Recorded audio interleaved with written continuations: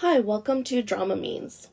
This week we're talking about the 2020 Thai drama Voice in the Rain and the 2023 Thai BL drama Pluie. Today, drama means talking in the rain, drama means soulmates, and drama means not knowing what their characters are. So these two dramas exist in a very niche genre called When It Rains, You Can Communicate with Your Love Interest Through Special Powers. But only when it rains. Obviously, this specific superpower brings our lead characters together, but that doesn't mean the special way of communicating makes their relationships easy. Back in 2020, when Voice in the Rain was airing, I actually started watching it then. And I think I got to like episode 5 or 6, and then I was done. I couldn't get through it, and I was like, oh, I'll get back to it maybe, and I'll finish it later. And then I kind of never went back to it. And then the Pluie came on, and I watched that, and I was like, oh, it's like similar premise.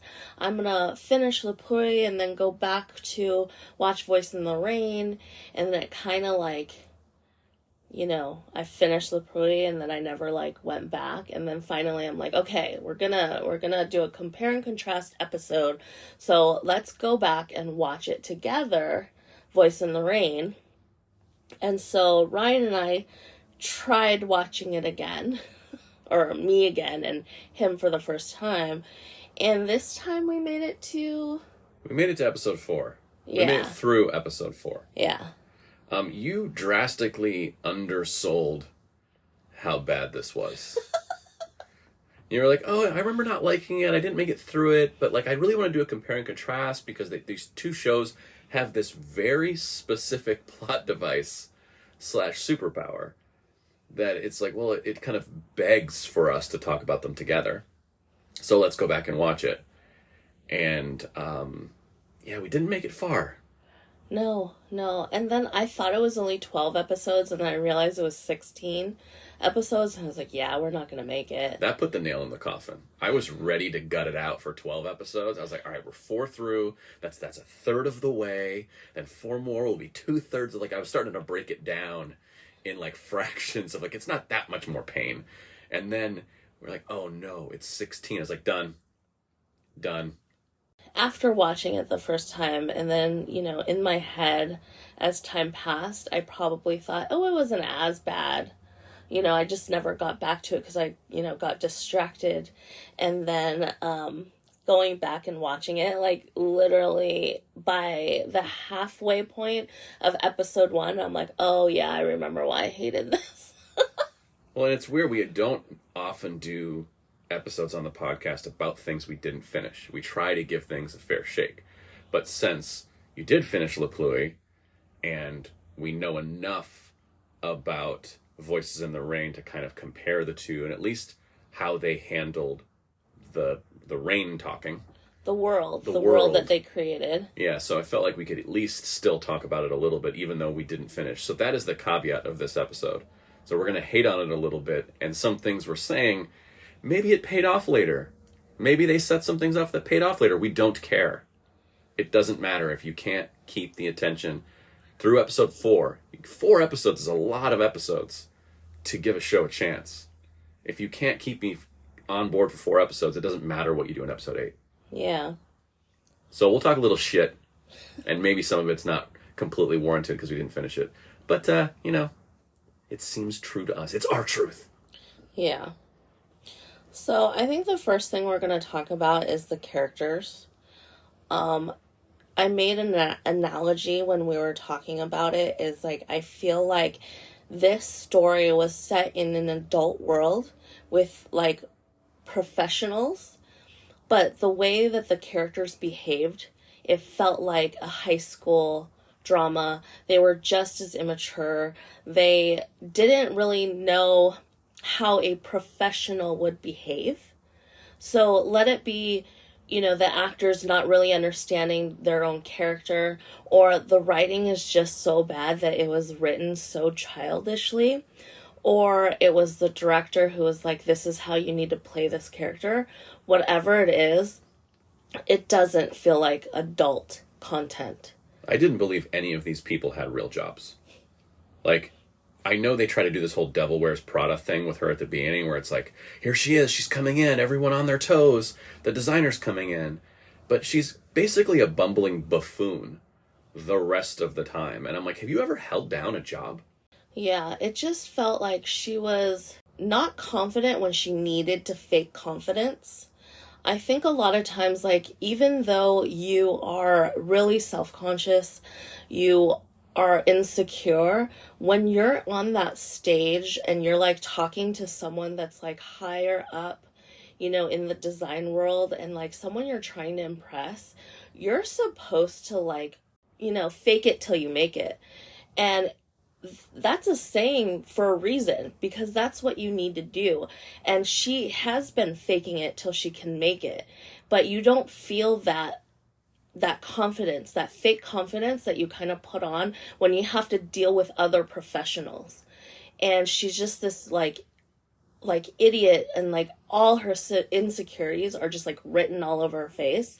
And then like the guy that like basically kind of like has these backhanded comments towards her, and like even though she's insecure, like I feel like she's the kind of character that should like be able to be snarky to dish it out. Yes, she's supposed to be able to dish it out, and she wasn't able to. And then the only time that she can be like confident is like in front of other, like the guy basically. Well, yeah, their relationship's so weird. And I don't even know if we want to get into it yet, but like I don't understand her dynamic with him. It's like half begging, like, please like me, please work with me. And then part like a little domineering over him, like he owes her something.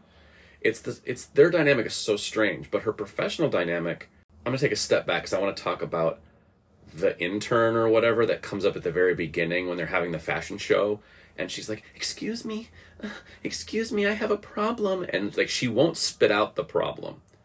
And so I'm thinking of like, you're the intern or you're the assistant, the low woman on the totem pole, and something has gone wrong and you're trying to get the attention of your boss, and you do get the attention of your boss. Your boss has her full attention and you can't get the words out of your mouth. That's a high school trait as well. That's not a working trait. I don't care if you've been on the job 1 day or 10 days. You understand how serious it is. You've been hired here. Spit it out. What's the problem? Then they took that same dynamic and gave it to the lead character, where she can't, and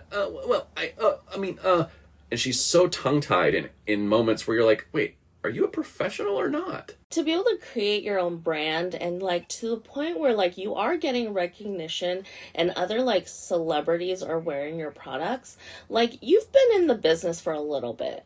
Like you're not an intern.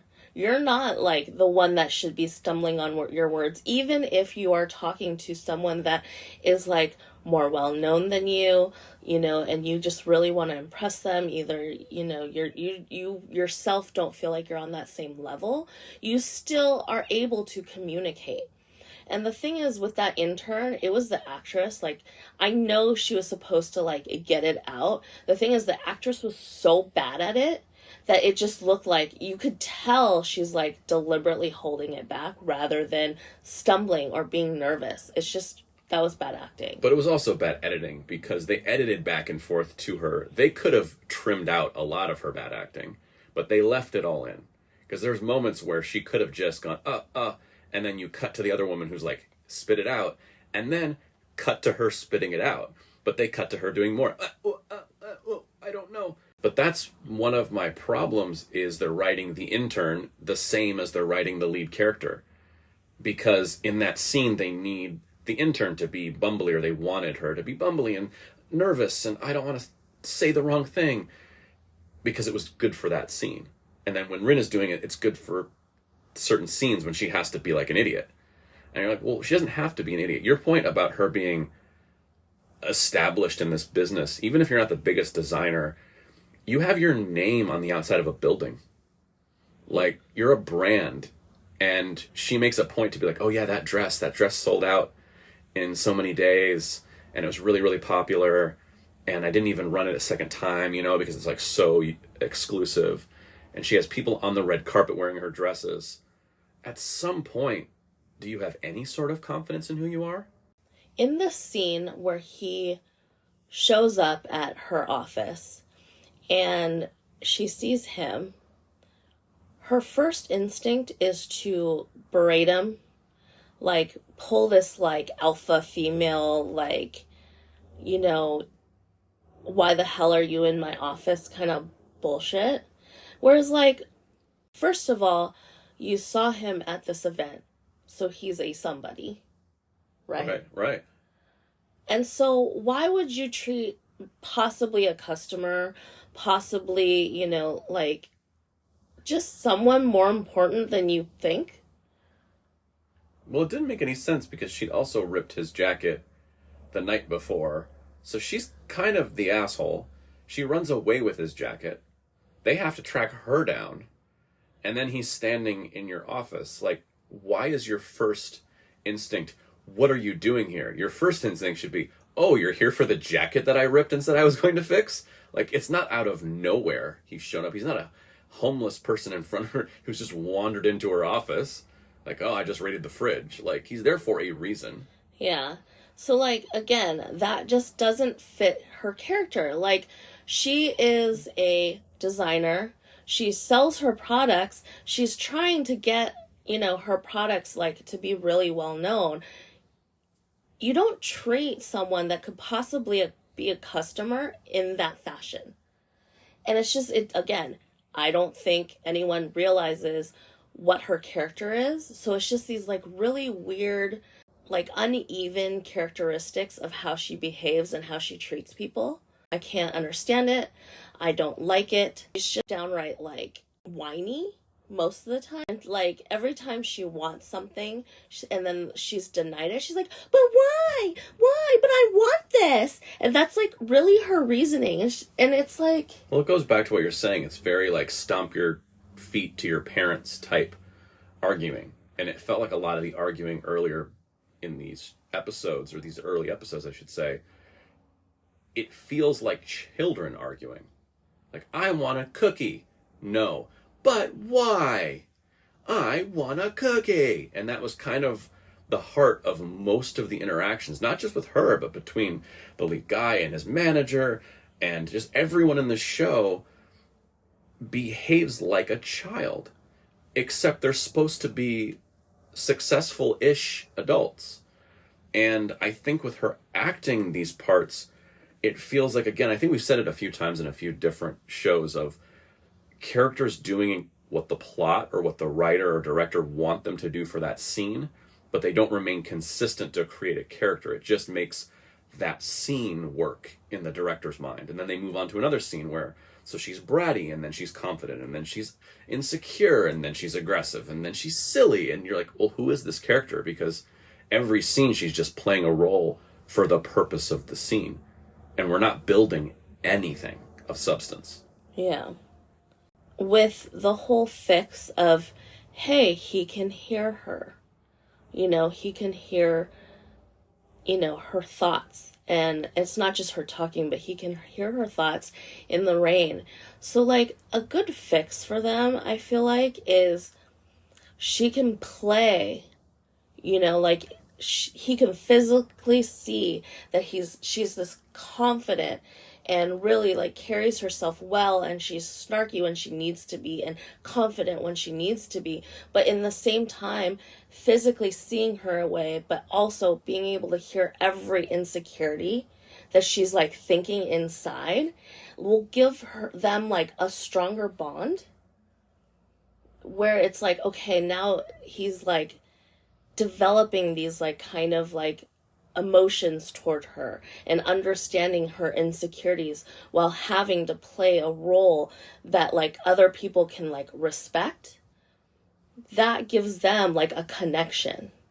But it also gives her some consistency, because then she would be a certain character facing the world, or the world sees her as one character, and then he sees her as something else.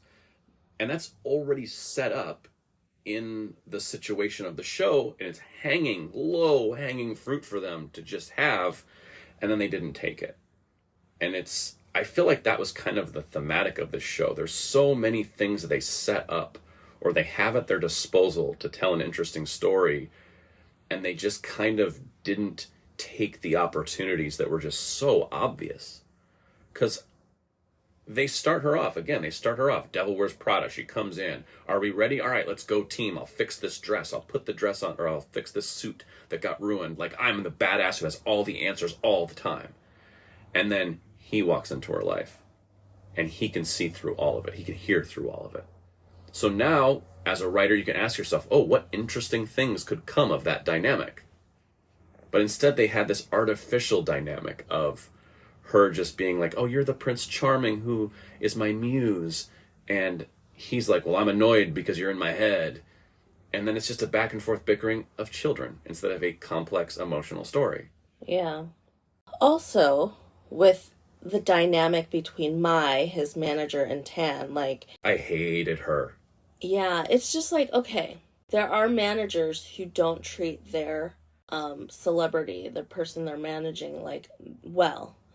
In their story, they're friends.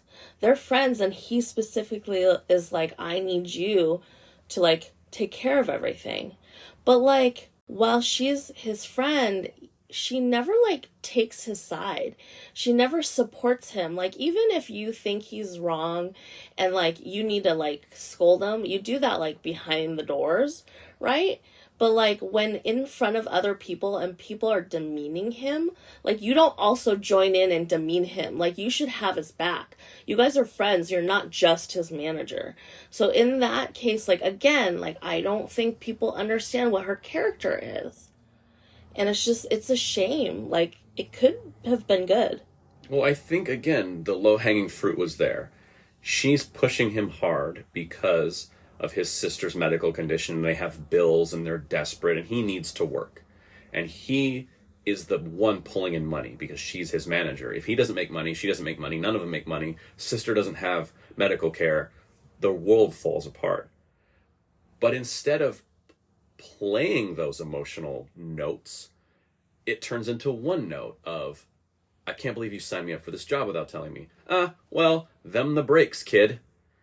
And she just constantly keeps doing things that he's like, hey, could we not? I really don't want to do that. That makes me very uncomfortable. Oh, I don't like this. Can we not do it? And if your friend is saying that to you, bare minimum, you have to ask why. Bare minimum, you have to have a conversation and say, oh, what's the story behind this? Because we have to make a living. And I know not every job is perfect. Like, I've had conversations with my manager about this. Like, well, you know what? Not every job is the dream job. Not every job is the perfect job. Some jobs you just go for the meeting because you need a job and you need a paycheck. But you have the conversation, and she was so unwilling to entertain anything from him. It was, like, so abusive. And again, if you are a manager who's just whipping, a child actor and you're a horrible human being, okay, fine. But she's his friend. She's supposed to have his back. Exactly. And, like, they kind of, like, service it a little bit where, like, she kind of thinks about it before signing that contract with Rin. And then it cuts to, like, oh, whatever. And then it doesn't show that she signed it, but then they still continue to work with her. And literally the scene before it was his emotions of, let's not work with her anymore. I really need this. I'm serious. And when your friend, the person you manage, tells you, I'm really serious, I don't want to work with her anymore. Like, it's not just let me think about it. Nah, I don't care what he says, and then signs the contract.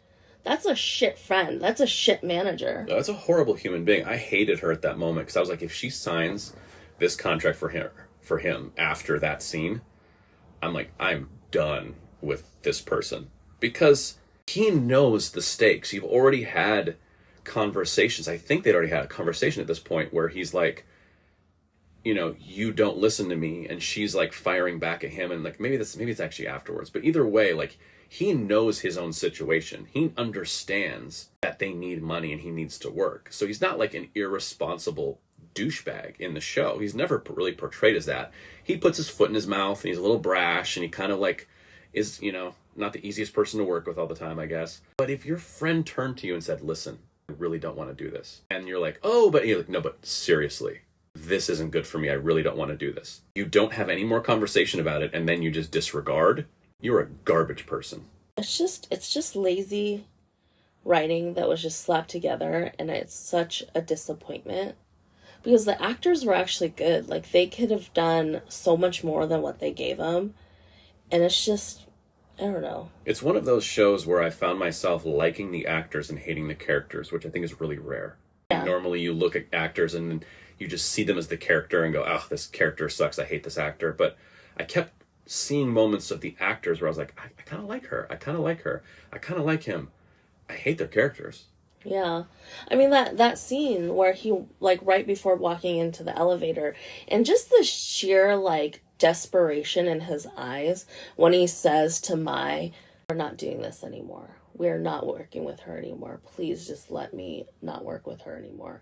That was such a sincere look in his eyes, and that desperation. Like, as a friend, if I saw that, first of all, I would definitely be like, hey, when you're ready, let's talk.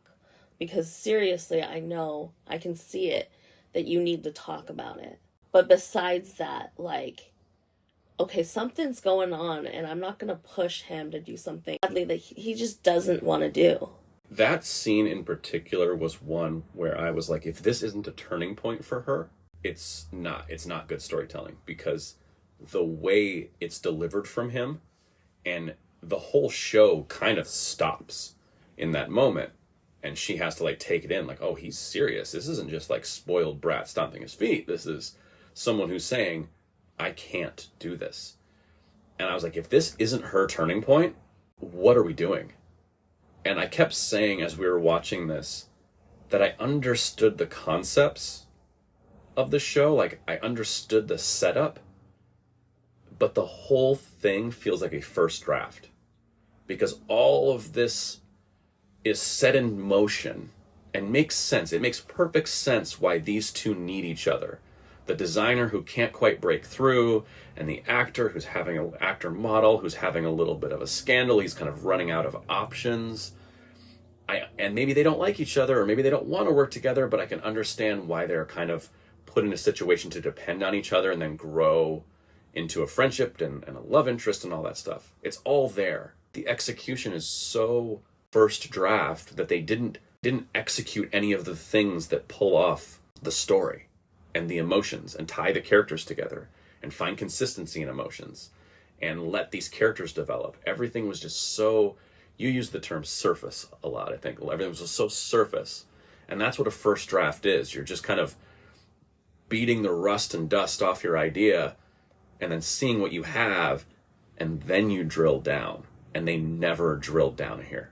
But also their relationship, I did see some comments that, like, people were like, oh, there's cute moments, and I fail to see the cute moments because all I see is her bullying him into breaking down and doing whatever she wants. In my opinion, like, I guess in the Western world, there's, like, the term rape mentality, and I'm not saying, like, sexual assault or anything like that, but rape mentality is, like, not taking no for an answer and just forcing it until the person succumbs. And this, like, entitlement that they, like, own you and you owe them something, and it's just this, it's really gross. Well, it's also, you owe this to me because I want it. That's it. It's not, you owe this to me because I saved your life, because I gave you life, because I birthed you, I'm your mother. Like, it's none of the reasons where someone can say, hey, do this because. Her because was because I want to. Well, her thing was, oh, do this because she did say I saved you, but it was because she talked in his place to the journalists. But even before that, her attitude was very similar. I was really frustrated how they were falling into this repetitious structure of scenes where it was like, she would want something from him. He would push back and say, I don't like you. I don't want to be around you. I don't want any part of this. And then she would bully him / guilt him into submission. And then the scene would end. And then the next scene would start. And he would say, I don't want to be here. I don't want to do the thing you want. Please leave me alone. And then she would bully him and emotionally manipulate him until he felt bad. And then they could do another scene. And that repeated for 4 episodes. Scene after scene after scene. And it was just that. It was both Rin and Mai yelling at him and then making him feel bad and them playing the victim so that he would agree to do whatever they wanted him to do. You know, there's a scene where he's sitting by the pool and he goes to put his earbuds in, and I knew she was going to show up in the scene, but I'm like, finally he gets a moment of peace, because every other moment in the show, it feels like the second he gets peace, either it's raining and she's in his head, or his manager's yelling at him, or she's yelling at him in person, or her weird boyfriend or wannabe fiance guy, like he's yelling at him, like he's just getting it from every angle, this guy. And he's laying down by the pool, and like she like comes into the frame. It's almost out of a horror movie. I'm like, leave the guy alone. Like, can this guy get one fucking moment of fresh air? I was like, oh, I can't believe she's in this scene. I just hated her so much in that moment. Yeah. And then she throws him in the pool, and I'm like, oh, I hate you so much. Yeah. Like, but also, why are they doing what they're doing? Like, what are the motivations? Like, we kind of make a joke. Actors always ask, like, what's my motivation? But it's like, what are their motivations? Like, you know, why does he succumb every single time other than just feeling bad? Like, you literally, like, hate this person, but you're, like, gonna go follow her to the office. Yeah. After her knocking on your door. Like, specifically, like, you hate this person. Like, ignore her. Yeah, you don't have to do something just because someone else tells you to. Like, you can't have your own opinions. They always say, like, drama, and every scene, this goes back all the way to film school, like, every scene needs conflict, or every scene needs, like, one of our film professors would say, every scene needs a negotiation. There's 2 people in a scene, or there's 2 entities in a scene, they both want something, and somebody wins the scene. That is the basic structure of every scene ever created. But you have to have a why the person wins is extremely important to make a correct drama scene. Of course, you could have 2 people fight and someone wins, but it's the why they won that makes it a drama in the first place. And they really didn't have a why for most of the way she won scenes or he won scenes or whatever was going on. It was just kind of a mishmash of stomping your feet and guilt tripping him. Like, I don't enjoy just, like, every scene, everyone whining. Like, it just was, every character just whined, and it was just so hard to watch that I just gave up. And we didn't get as far as I did previously, so. I kept asking, like, how far did you get? Are you seeing anything new yet? So I'm like, maybe we can get further than you did, but it wasn't happening. They do make a cardinal sin structure-wise. So let me explain. In the show, he does not like her. He says, I don't like you. I don't want to be around you. And maybe it's just because she's annoying. I'd buy that. But they do hint at the fact there is some reason that he doesn't like her. She's like, what is the reason you don't like me? You used to be different, and now you're horrible to me. Why? And he says, I have my reasons. So the writer and director are telling us there is a specific reason that this tension exists between these 2. Then they proceed to unwind that tension. He has an epiphany, because I still don't know why, but he has an epiphany by doing some flashbacks, and he realizes, actually, I'm on board now and I'm going to be nice to her. So they unwind this tension between them without ever telling the audience what the tension was. And maybe we find out later in the episodes, like, you know, after we drop the show, but because he had already given in, like, they should have already resolved that issue. They should have brought it up earlier before he gives in to her. The bare minimum, even if they haven't resolved the issue, the bare minimum is the audience has to know what the issue is. Because we can't understand, like, mentally, it's impossible for us as audience members to understand what his thought process is of unwinding that tension if we don't even know the root cause of it. It's like asking a doctor to give you medicine before they've asked you what's wrong or before they know what's wrong. You can't diagnose someone's illness and I would say you can't treat someone's illness before you diagnose it. So they treated his character turn before they diagnosed the problem to us. It's drama 101. It's so insanely frustrating. And it makes me question the ability of everyone involved in the filmmaking now. And so I think you're probably right. They probably figure out a reason later. We don't know what the reason why he hates us, but we should just pontificate. Well, I mean, why would he be so angry at her? I assume that, her being able to talk to him through their thoughts caused the accident that his sister was in, or prevented him from being able to go save his sister. Yeah, that would be the most likely thing, I think. It has something to do with the sister, that he feels guilty for maybe being in love with her and treating her problem, and he neglected his own life, something like that. Yeah, we don't know. This is all assumption. And we're probably not gonna find out, or because we're not gonna go back and watch it. No, I don't even have the wherewithal to Google this. I don't care. Yeah. But also, I feel like this whole plot device of them being able to, read each other's minds, it's just this generic way to create, this damsel in distress thing where he just always has to go run to her to save her, which I might think that, he had to run to save her and then wasn't able to save his own sister. Yeah, absolutely could have been that. It also could have been he was always there when she needed it, and then one time she wasn't there when he needed it, or something, that he had fallen in love with her head over heels, and then she'd said something that was dismissive to him, or something that broke his heart. So he's nursing a broken heart. Again, I actually don't care, because they made me not care when they unwound the tension before letting me in on the joke. But basically, structure-wise, there wasn't much of a structure because it was so repetitive. There wasn't really any forward progression. It was just cliche after cliche. And yeah, done. Dropped. Which brings us to Pluie, which has a very similar concept. We can hear each other when it rains. It's a very specific genre. I'm surprised there are two things. But I'm trying to think if there are other ones like this. There could be, but it is so specific. How studios make, a volcano movies? They make, Dante's Peak, so then they make Volcano in LA or whatever, and Armageddon, and, I get copycat movies, but this is such a strange genre to me.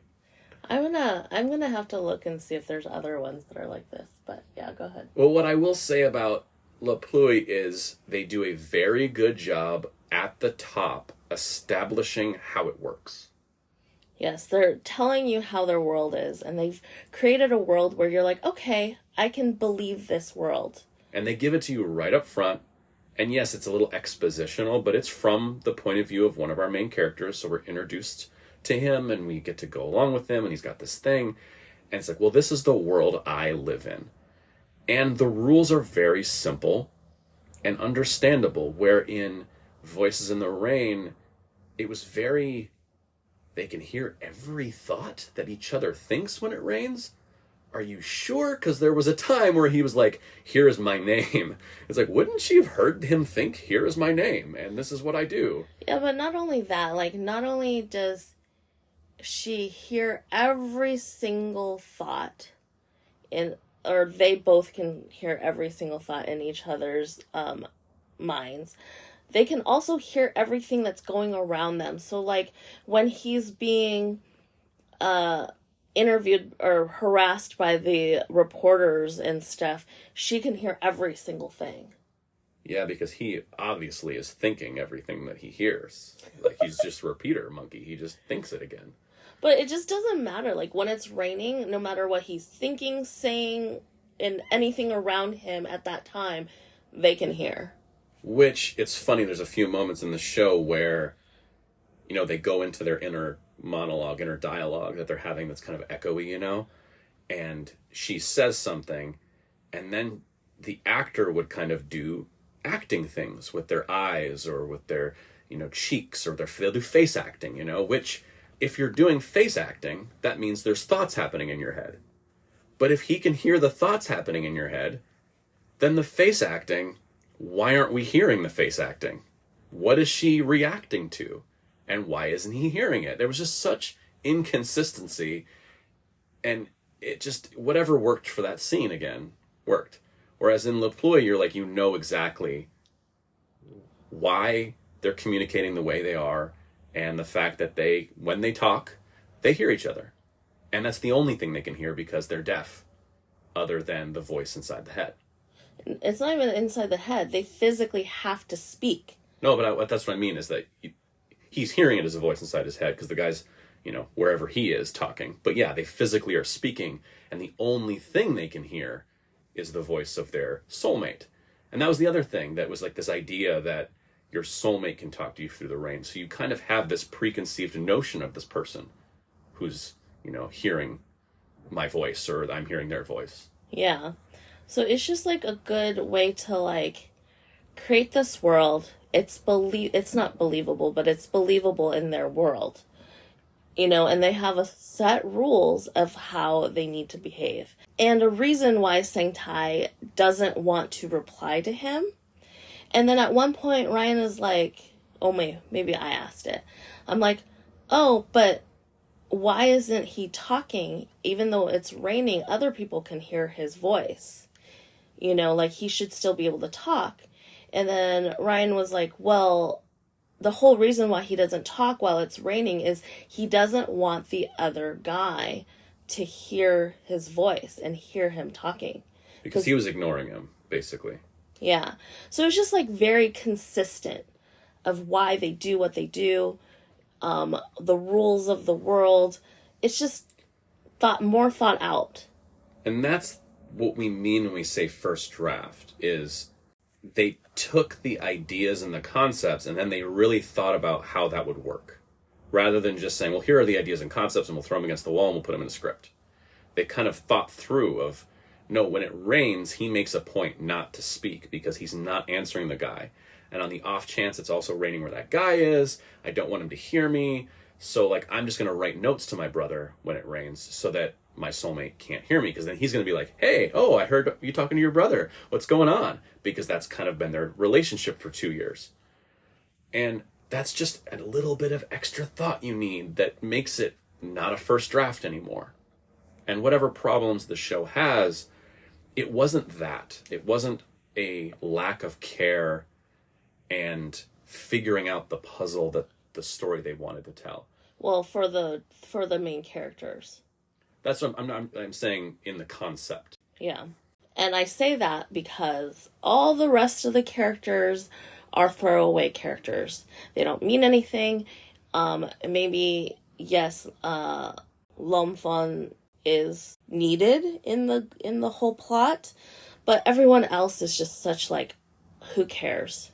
The first thing I said when the show started and they go right into the opening credits and they show all the actors, the cast, I was like, holy shit, there's a lot of people in this show.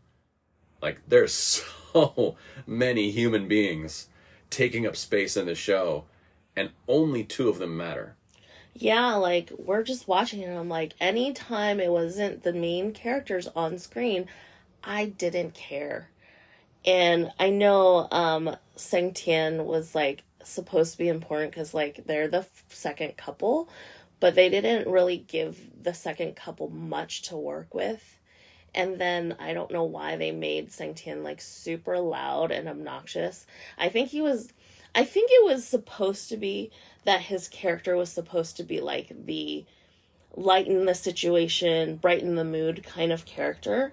But I don't know if it's the actor, even though I kind of like the actor. So I know he can do better. So I think it was like a choice that he was over the top loud and obnoxious.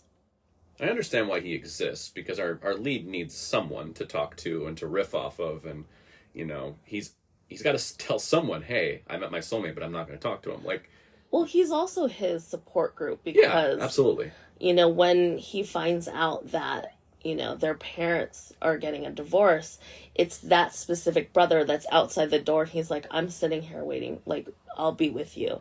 If you need me, I'm right outside the door. Yeah, I get why his character is needed in the main plot push of the show.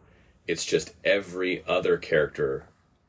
If it's not the brothers in a scene together, then I don't need any of the other characters around. Like, nothing else. I couldn't get through those scenes fast enough. But they also have no tie-in to the main story. Even a tangential tie-in. Like, we sometimes say, like, characters need characters, right? So, like, the lead needs a brother. Or the lead needs a confidant. Well, then now, the brother needs a character. So then you give the brother a character. Well, then they went even further and gave the brother's character a character. And then the brother's character's character a character. And now you're so deep in the character of the characters of the character that I cared about that it doesn't mean anything. And it's so separate from the emotional well-being of where we want our heads to be. It's just nonsense. The thing is, those people can exist, but they're given way too much screen time. Oh, way too much. In some of the episodes, it would be like 10 minutes of stuff where the leads aren't on screen. I was like, what are we doing? What show are we watching? Yeah. But then the characters don't have much to do. Like, they didn't vet out, like, the purpose of those characters other than just filling up space. So then the only thing you really care about is the relationship between Ty and Pat. And it's just kind of like, okay, well, can we get back to what we really care about? The thing is, they don't have enough story or content to fill up the whole series, so they're just filling it with a bunch of, like, I always make this analogy. It's like eating really bad sushi, where the fish is just not that fresh, so you have to cover it and just slather it with sauce. Tons of wasabi, tons of mayo, tons of whatever. And it's just like, just to cover up the fact that you just don't have a very good product. And that is these characters. These characters are just all over the place, trying to make you think that there's more to this story than literally they put the effort into just the couple, and that was it. Yeah, and I totally understand wanting to tell a very simple story for the leads. It's a love story. It's a short love story. It doesn't have to be overly complicated. And probably if you made it overly complicated, it would get a little tired and bad. But if you're going to cut to these other characters, there has to be stakes and there has to be emotional attachment. And it can't just be like loud, generic comic relief. And then, no, but wait, there's still emotions here. You're like, are there though? Because I'm not feeling any of them. Yeah, and I just feel like, especially with the second couple, they try to put together a couple scenes where they're like, getting to know each other and forced to work on like a film project together, and then developing supposed feelings, at least on Tian's side. But it's like not engaging, and they didn't really give you enough substance for that couple to really like be a couple. And I also think like a lot of it is like they have all these pieces together and they just failed to connect the dots. And it's just this incomplete project. But I think one of my main problems with this, I think what really took me out of it and they lost me, was the change in Pat's character. It was just this severe, like, 180-degree change, and he's, like, supposedly this, like, really understanding, super nice, and, like, gentleman of a guy. And then the minute a third party comes in, and it's, like, this kind of love triangle thing, that's not really, but I guess, yes, like, Lumfon is, like, stepping on his toes. He just becomes this, like, overbearing, like, domineering guy and like downright violent, and it's just like, you didn't show us that there was a little bit of that side along the series. So then when that comes up, it's like, okay, so that's super out of character, and it just throws it out. And I'm like, okay, you're just servicing the plot, and so you had to change his character in order for your plot to work. Yeah, which is, at that point, he's no longer a character, he's a plot device. Yeah. So it's not... What bothers me, too, is a lot of times when you do a character change like that, is I like to push pause and go, okay, this guy, this version of the character, why does the lead like him? You've changed his character so much, he's not even the same person. So if the lead had met this guy 5 episodes ago, they would have never even talked. Because who would want to be with this dude? Yeah. And so why are you doing that to a character we're supposed to be rooting for? There's other ways to portray jealousy and complicated emotions. Love triangles are maybe the most common story ever. So there's tons of ways to do them without, I don't want to say destroying the character, but maybe ruining it a bit. Well, definitely destroying the connection and like the audience's like rooting, like support. Yeah, because why are you rooting for this now? Yeah. The thing we liked has changed to a thing we don't like. So why are we still wanting it, other than we liked the thing before and we want that back? And so now you're rooting for another sea change of some kind to come along. Like, I understand jealousy. You can have jealousy in it. It's just that when it gets to a point where he's so, like, off the rails, just, like, illogically jealous, it no longer makes sense. So, I don't know, this is such a stupid tangent, but when I had a screenwriting class very early in college, and this person in this class had written a story about an abusive relationship. But it was such a caricature of an abusive relationship. Like, the wife didn't have the guy's meal ready when he came home from work. And so he literally takes an axe and he chops the table in half. Like, it was all this stuff that was just... It's like a very immature person's idea of, like, what jealousy is. And the whole script was that way. And all of our notes in class was like, I think you need to find the nuance of that, trying to be nice, because it was literally the guy got stung by a bee, and then he breaks everything in his garage because he's just so angry. And it was this kind of idea of, it's a caricature now. It's not a character anymore. Because you're not giving it the respect of a character. You're just going, oh, well, we need this emotion to happen, and now he's angry. And it's like, okay, well, angry? What does that even mean for this character? It's not that. So I do like the twist of it. I do like that, the one obstacle that, through the whole jealousy thing is that Van can also hear both of them. And so, like, technically the three of them are soulmates. And so, like, I wasn't expecting it, and I was like, oh, that's such a good, like, monkey wrench in the situation. That's such a good obstacle, because now it's like, well, who is the soulmate? And also, do soulmates even matter? And so that was a really good idea. It's one of those, like, very... You see it used in comedy, I think, more than drama, where you start off by being like, this can never happen, and then the thing that can never happen absolutely happens. Everything will be fine as long as my dad doesn't come home right now. In walks your dad. And so I think that dramatic device, it kind of always works when it's done right. And the fact that you set up the rules of your show in minute 1 of the show. You can hear one person, and that's your soulmate. And then we have a character who doesn't really believe in soulmates.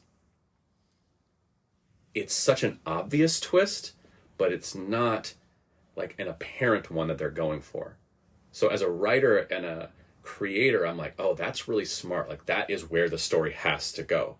Because he said, the one person you can talk to is your soulmate. I don't believe in soulmates. Then they give him a soulmate, and he starts to believe in soulmates. And they give him another person. It's like, wait, I don't believe in soulmates.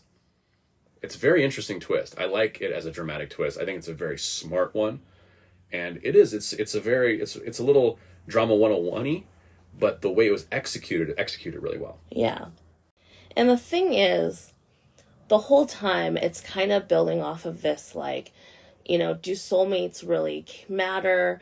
Is it really a thing? Or is it creating your own destiny? And it all comes down to this. And when this obstacle is introduced, then that kind of justifies everything in terms of, like, you know, where they introduce the soulmates. And it just works so well.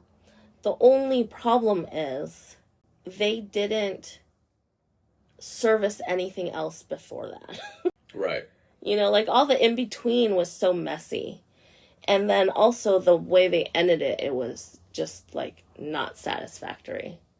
But how could they have ended it? Because they took this direction with his character that, like you said, took you out of it. They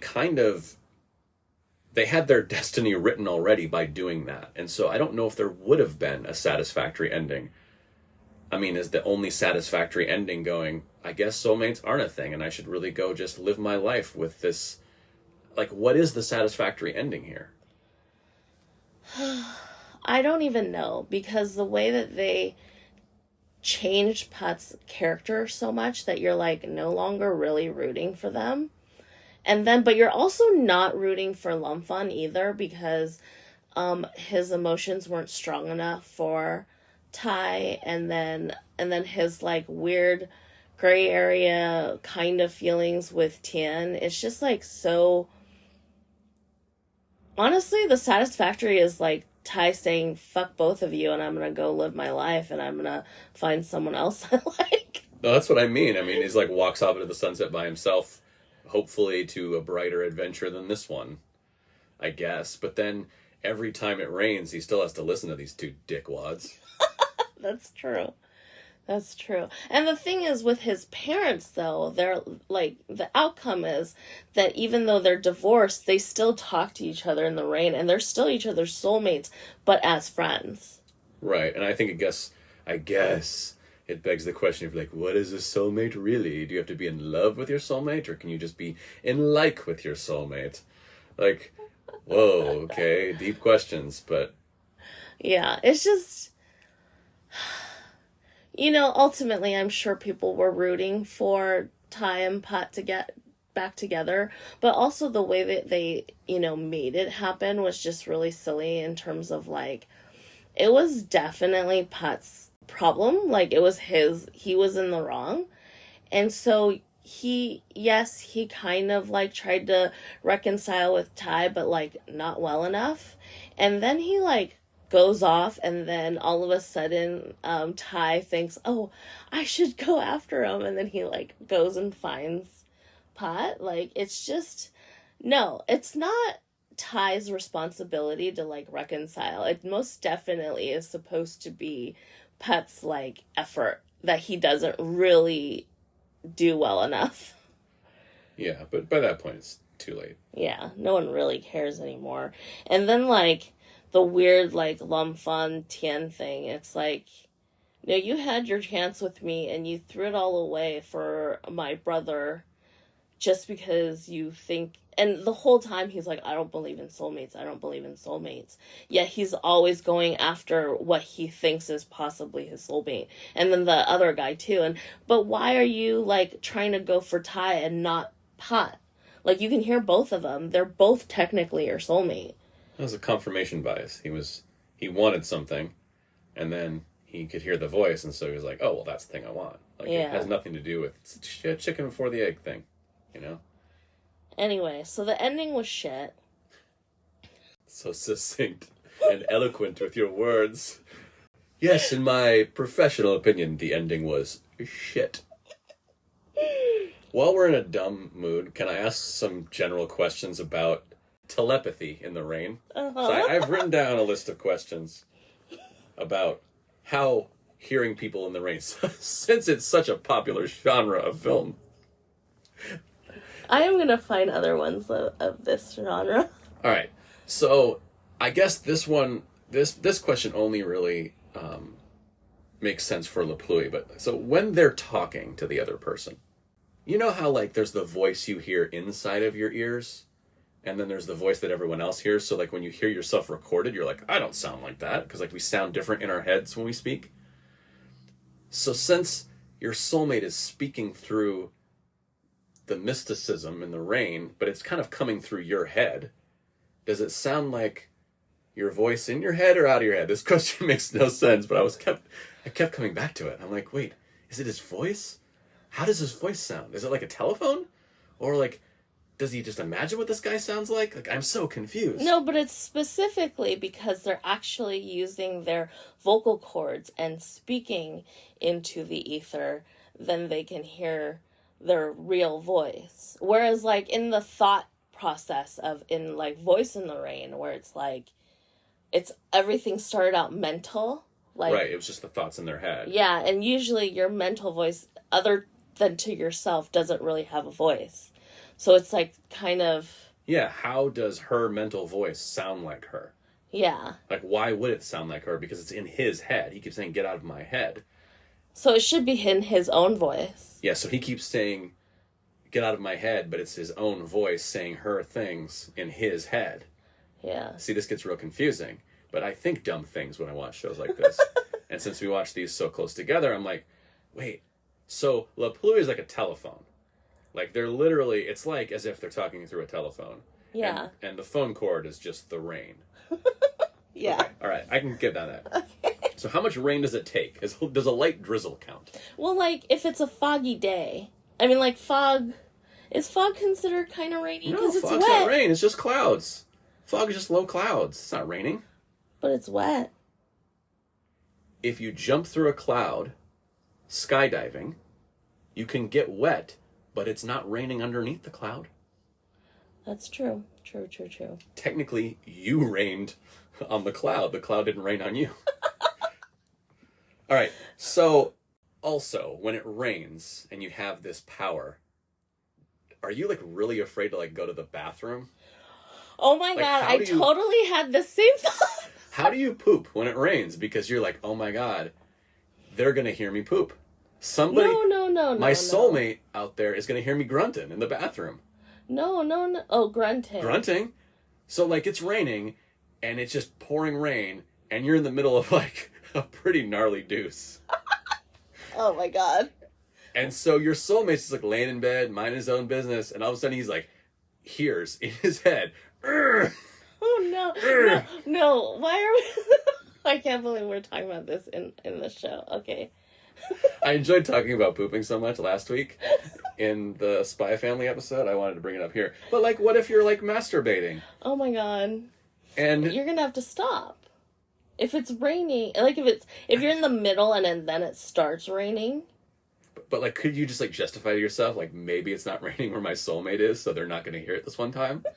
And like, or, I mean, maybe you want to seduce your soulmate and you know, make some noises and they're like all hot and heavy, and then you're, you know, it just kind of amps up your soulmate-ness. See, I feel like there is a consent issue with this idea, because someone gets to communicate with you without you being able to hang up. Yeah. Like, these two are respectful enough of each other when he doesn't respond initially. Pot's like, okay, I'll leave you alone. You obviously don't want to talk, but I'm here if you want me. And he just kind of like leaves it out there. But there's also the guy that's like, hey, what you doing? You there yet? Like Rin. Oh, yeah, exactly. They're not respectful of each other. Yeah. Or she's not respectful of him. I would just feel like this world that exists, the Pluie world, where like this is a pretty common thing, this is a disease that people have, would be so chaos. Because people would just be like, hey, I'm your soulmate. Come talk to me. You want to hear me masturbate? Like it'd be so gross. Yeah. Like, it would be awful. Like, there's some nasty people out there. People are horrible. And like, soulmate or not, like, what if your soulmate's a horrible person? I know, right? But also, like, it could be like maybe helpful if it's raining and you're in the middle of a test and you're like, hey, can you give me the answers? But wouldn't the teacher be like, it's raining, oh, he's deaf. You'd be like, hey, John. And then when you didn't answer, he's like, oh, he's getting answers from someone else right now. He's Googling. Someone else out there is Googling shit for him. But also, like, where was the comedy in this one? Like, if I had this power and I could, like, sense my soulmate, like, my first contact with my soulmate would be like, oh, me like cookies. You know, just something stupid. It's just like, who's out there? Oh my god, we are so immature, it's not even funny. Do you like cookies too? Just think about it. You're settling in for a nice night and it's raining outside, and all of a sudden, you know, like you're maybe reading to yourself, and all of a sudden you hear a voice and it's like, oh, you're reading a book? But how would he know? Because you're reading to yourself. Because you're like reading to yourself out loud. Like because you're a fucking psychopath. And then... Anyway, we've got a little bit off the rails, but it just, it kept making me think of all these, like, comedic... Like, what's the actual, like, straight up adult comedy version of this? You know, the Hangover version of this weird genre that they've created. So if anyone out there wants to create, in this ever popular genre, a truly adult comedy, I'm all for it. Back on track. Needless to say, we did not like Voice in the Rain. I'm kind of right in the middle with Pluie. So for my rating, Voice in the Rain gets counting the minutes till the end, and Pluie gets land sickness. Because I really think Pluie could have been way better. There was more effort put in. I just think they needed more time to really vet out the script before filming. And just really, like, have a purpose for every character. And it's just, you know, to think it out a little bit more. But whereas Voice in the Rain, I just don't think it could have been saved. It was that bad. For me, I would call Voice in the Rain stomach turbulence. Because I only found two things redeeming about it. One, the actors, somewhat charming, despite the terrible material they've been given. And two, most of it was in focus. So I'll give a point for the focus puller. So stomach turbulence, and Pluie, I'd also say land sickness. I see much more potential there. I appreciate the cleanliness of the initial episodes and really having a narrative voice early. They lost their way, obviously, did some things that pulled you out of it, and so I can't give it a high rating, but it started okay. It felt coherent where Voices in the Rain felt incompetent. Yes. So we're going to recommend yet another Singing in the Rain. No, just kidding. No, kidding. So this week's recommendation, I think we're going to go with a book. It's a web novel called The General Likes to Collect Little Red Flowers. And it's set in a whole different planet. So they definitely have their own world rules, and it's an Omega-verse, which means, I don't know if you know, but Omega-verse is that there's alpha, betas, and omegas, where basically there's different types, where there's alpha is like the most sought out, you know, mating partner, and betas are kind of like your middle of the road, and then omegas are very like, they're basically men who can give birth. Oh, I didn't see that third one coming. Yeah. So, this is actually the first story that I ever was introduced to in the Omega-verse genre. Actually, Pit Babe takes place in that. That's right. I remember we talked about that. Yeah, and even though they call it Enigma, but it's basically the same, like, enigmas can, you know, conceive. Okay.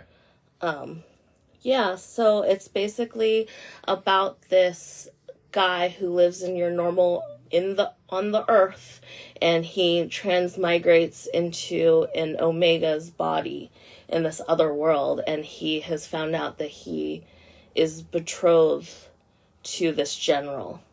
And so he now has to marry this general, and they're on this other planet, but because the general, you know, is like stationed somewhere else, and it just so happens to be the where he's stationed is that world's Earth, basically. Gotcha. And, the reason why I recommended it is because your Omega, when he gets to Earth, he uses his powers from his past life, and he can talk to spirits. Only when it rains. No, no, not only when it rains. No, but he can just talk to spirits, period. Well, he has all these, like, rules and regulations of how they can, bring spirits, like, into, like, not existence, but, like, from, beneath or whatever, and then he can, like, do seances or whatever it is. It's kind of, like, based off of, like, the Buddhist / Taoist traditions in, like, our current world. Okay. So I do recommend it. I enjoyed it. I know Omegaverse isn't everyone's cup of tea, but I did find this one endearing, and I definitely liked the coupling in it. So, and if you don't like the Omegaverse, my recommendation for the week is Singing in the Rain, which is about a bunch of people who sing when it rains. And they're charming. Uh-huh. And it's really good. It's classic. Yeah. So there you go. 2 recs for 1. Okay. Anyway. All right. Well, that is it for us this week. And thanks for listening. We will see you next week. And make sure to check out the Instagram page, DramaMeans_podcast. All the stuff, all the updates. You can get the DramaMeans scale that we use to rate every drama we talk about. So if you're really lost when we say land sickness, you'll know what we mean. And make sure to check out all the stuff there. Follow there. You can follow us on YouTube. You can find us on Spotify. Hopefully that's where you're listening to us right now, if you're listening. And Apple Music and all the platforms. Yeah, so tell your friends. And thank you so much for joining us.